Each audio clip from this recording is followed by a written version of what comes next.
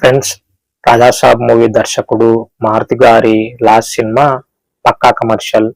ఈ cinema commercial గా పెద్దగా సక్సెస్ అవ్వలేదు ఫ్రెండ్స్. నెక్స్ట్ సినిమాతో భారీ హిట్ కొట్టాలనుకున్నారేమో మారుతి గారు.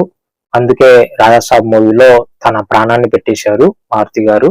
మేబీ నిన్న ప్రీ రిలీజ్ ఈవెంట్ లో తన 3 ఏళ్ల కష్టం గుర్తొచ్చినట్టుంది. అందుకే మారుతి గారు సడన్ గా ఎమోషనల్ అయ్యారు. ఏదేమైనప్పటికీ మారుతి గారు Raja Saab movie trailer, teaser and songs already release చేశారు.